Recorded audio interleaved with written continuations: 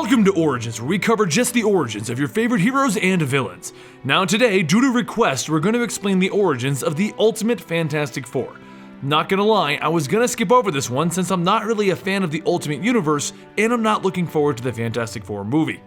I also want to state before we go in, this story covers an entire trade, and we had to cut it down to just the important bits, but I do highly recommend picking it up as it is a good story. Even as a non-Ultimate Line fan, I enjoyed it. For those new to comics, the Ultimate Line is an alternate universe where it is supposed to be easier to start reading comic books, but that was 10 years ago and now it's super confusing.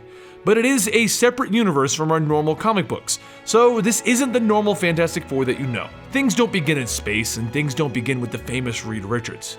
Things begin on a happy day for the Richards family, as their boy genius Reed is born. As he grew up, he was never understood. Because of his genius nature, he needed a protector, a bodyguard, and a friend while in school. And this is where Ben Grimm comes in. At the age of 11, these boys became the best of friends. And this was something that Reed really needed, because while his mom loved him, his father didn't really understand him. Reed was always dismantling stuff around the house to make newer and better devices and inventions. But his father got angrier and angrier as Reed dismantled just about everything in the house. Even with his father telling him to stop, Reed continued on. And eventually, through the encouragement of his friend Ben, he discovered another dimension. So he started putting toys and junk into this other dimension, trying to figure out if it was safe enough for him to one day go to the other side. Well, his research went further and further until he eventually displayed it at his school science fair, and that's when the US government took notice. They recruited him and paid his family to allow Reed to come and invent things in the Baxter Building, a government-funded think tank for young geniuses. Once inside, he was introduced to Dr. Storm and his two children, Sue and Johnny.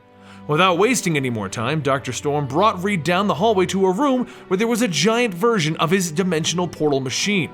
All of those toys and junk that he put into the machine, well, the fact is, they didn't go to the other dimension. Reed actually made the other half of a teleportation device, and he was putting these things into the other dimension so that they would come out on this side, over here at the Baxter Building. Reed made teleportation. Well, time passes with Reed trying to crack the formula for human being interdimensional space travel, and while he does this, he stays at the Baxter Building. And it's here that he gets closer to Sue Storm, and the two young kids begin to have a young romance. Sadly, Reed's family begins to just forget about him, and they view him as a problem that is out of their hands. And no matter how hard Reed tries to impress them and try to get them to visit, they just kind of forget about him, and they don't ever want to come visit him anymore. As more time passes, Reed continually failed to figure out the formula for human being interdimensional space travel, and he was eventually interrupted by Victor Van Dam. Victor ended up resolving the mathematic problems that Reed was having by barging into his room and doing the math for him. Well, after Reed got over the massive invasion of his privacy, he agreed to help Victor Van Dam with his robotics work if he would help Reed with the calculations for interdimensional travel. Eventually, work was completed, and Reed, Sue, and Johnny all stood in the Nevada desert where Reed was going to finally get to try out his calculations and try to teleport an apple across time and space to another location. As luck would have it, Ben Grimm arrived just in time thanks to an invitation from Reed to come to the event and see his experiment finally work. So we had Reed, Sue, Johnny, Ben, and Victor Van Dam all standing right over the safe line as they prepared the machine to teleport the one apple. Finally, he would accomplish his goal, and Reed looked back at Professor Storm to thank him for all of his help. This could have been what made Reed's career, but at the last second, Victor tinkered with the calculations again, and the teleportation beam came out much larger than anyone was expecting. And it was so large that it engulfed the safe zone, absorbing Reed, Sue, Johnny, Ben, and Victor. Once the dust settles, the military sees what appears to be a monster moving towards them, and they open fire, yelling that it came from the portal, they have to stop it! But the bullets bounce off and they come bouncing back at them. The only response they get is Reed calling out to them saying, "Help me." This isn't a monster. This is Reed Richards stretched out to his limits. The teleportation device then explodes, destroying the entire project, while Professor Storm runs forward to grab Reed and calls to the children. "Johnny, Sue, where are you?" But both are missing from the site. Meanwhile, elsewhere, a confused Ben Grimm wakes up covered from head to toe in a rock. He doesn't know what's going on, and as he gets up, he sees that he's terrifying children. And then he gets in the way of a car that crashes into him and flips over. He realizes that something's wrong and he's gonna need to get some help. Johnny then wakes up halfway around the world in a hospital where the nurse is speaking in some foreign language that he doesn't understand. Confused, he leans back in his cot and he bursts into flames. Panicking, he screams out as the hospital's fire control system goes off, dousing him with water. Sue Storm wakes up underground, deep underground, with half her body missing. Or what appears to be invisible, because she can definitely feel herself there. But a larger problem from her than being invisible is the fact that she is apparently in the dwelling of a very dirty and very stinky man, going by the name Mole Man. Reed, Ben, and Johnny are all rounded up by the military and they're brought back to the Baxter building for testing. While Ben is resting, they try to figure out how Johnny can burst into flames, which after a little trial and error, he concludes that he can control by yelling, "Flame on! Flame off! Flame on! Flame off! Flame on!" Ben wakes up and he looks at Reed and he realizes that this wasn't a dream. And he looks at Reed and says, "Is this your fault?" And Reed sadly tells him, "Yes, it is." So Ben lunges at him, ready to tear him apart for ruining his life. But that is until Reed stretches out and wraps Ben up so that he can't move. Ben just looks around confused because his friend is currently wrapped around him and asks, "What happened to you?" Reed then unwraps Ben and he promises that he'll find a cure for all of this. This wasn't supposed to happen.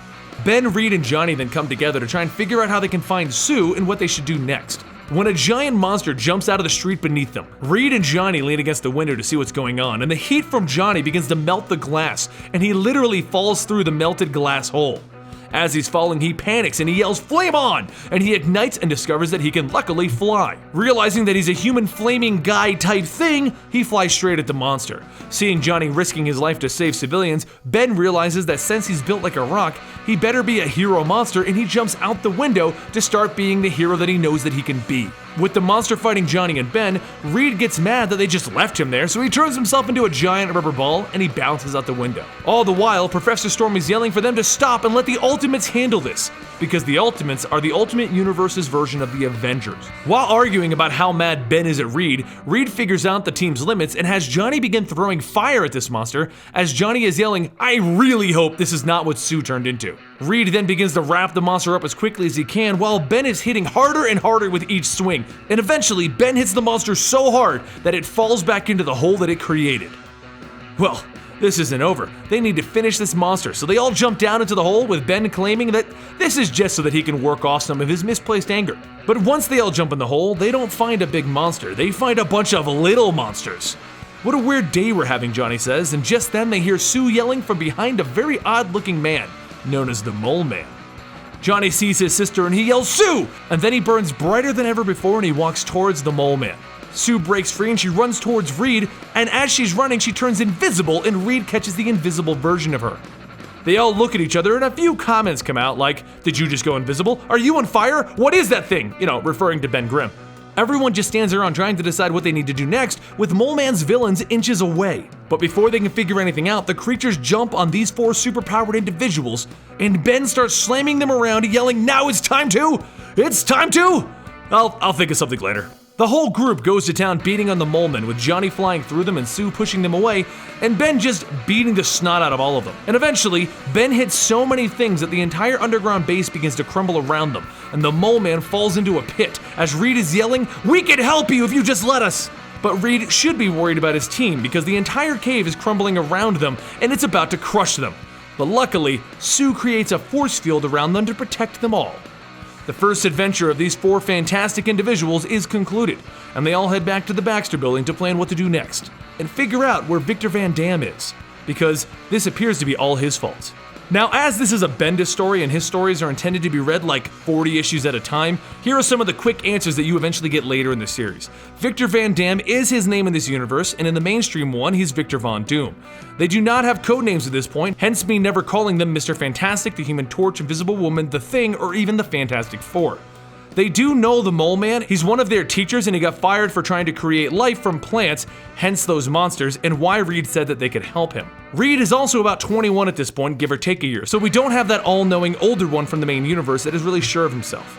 Reed's power is to stretch and basically become rubber, allowing him to do things like roll up into a ball. Ben Grimm is living rock now, and bulletproof and a lot stronger. Johnny can turn into living flame, fly, and throw fire, and do various other fire things. And Sue can turn invisible and create force fields, and the force fields can be turned into any shape or size, hence giving her a telekinesis effect to an extent. Well, if you learned something new or you enjoyed this story, please give this video a like, and if you want to chat about this, find me on Twitter at Comicstorian. I'll see you guys next time, right here at the channel.